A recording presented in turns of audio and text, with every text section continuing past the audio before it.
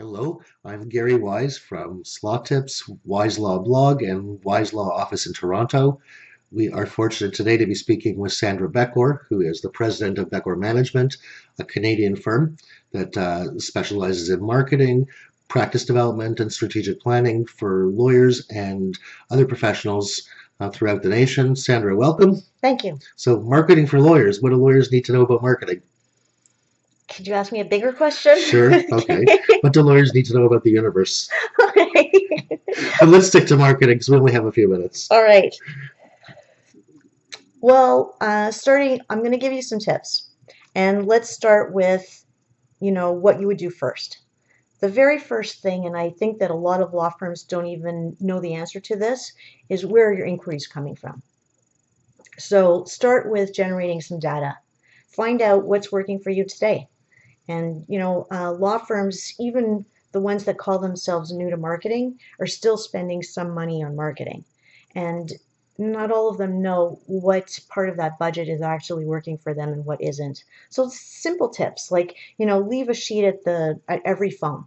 And so whoever's taking the inquiry calls, they're, even if your sheet just has, columns on it that says yellow pages, print ad, website. So at least they know very easily they could check while they're just talking to somebody, how did you hear about us? And you can compile all this data on a monthly basis and have an idea of what's working for you, what's not. So one tip, investigate what's working. Okay, so similarly, on that theme, keep notes as well in your office. When somebody comes to see you, if you have an initial client questionnaire, make sure you ask them how they came to know about your office, and if it was a referral source, make sure you get the name of that referral source, and don't forget to thank your referral sources. Okay, Yes. Sandra, tip number two. Tip number two. Well, you know what? This is very related to tip number one. So after you know where your leads are coming from, analyze your marketing budget.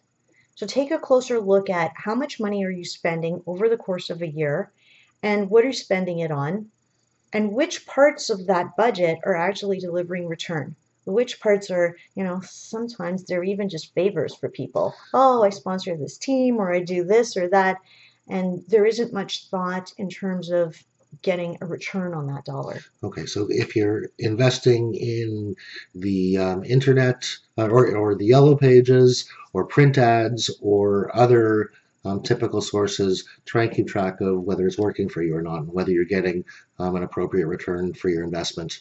Yeah, it's not like the tax man. The bill comes at the end of the year and you have to pay it. Marketing isn't like that. You have choices. If it's not working for you, you need to know that for starters. Okay, great. Tip number three. Tip number three. This is the fun one. Decide what you want.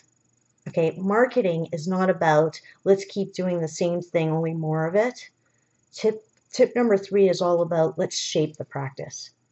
So before you start spending new money on your marketing, decide what you actually want your marketing to generate for you. Okay, can you explain what you mean by shape your practice? Okay, so let's talk about the 80-20 rule.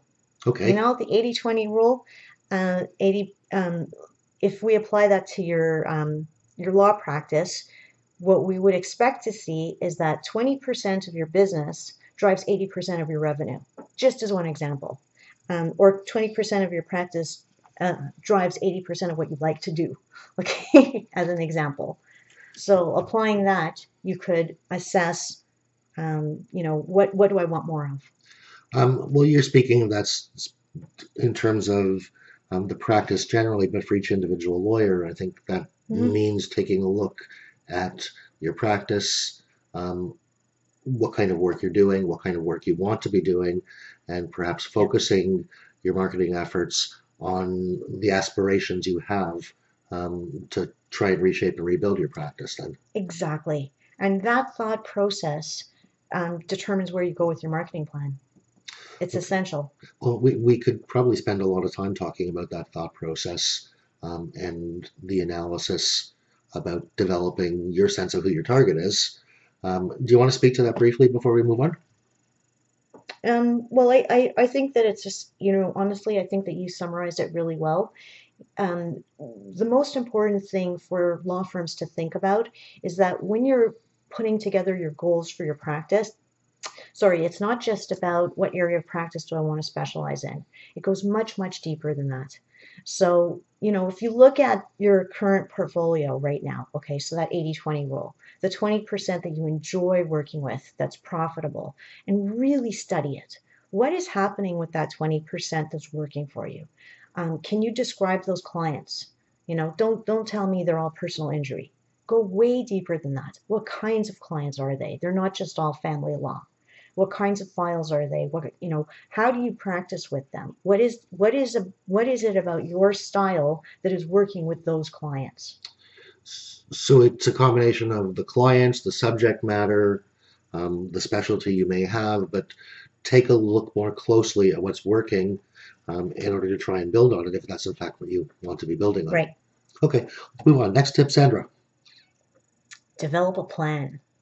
What's that? Okay. What's that? What's a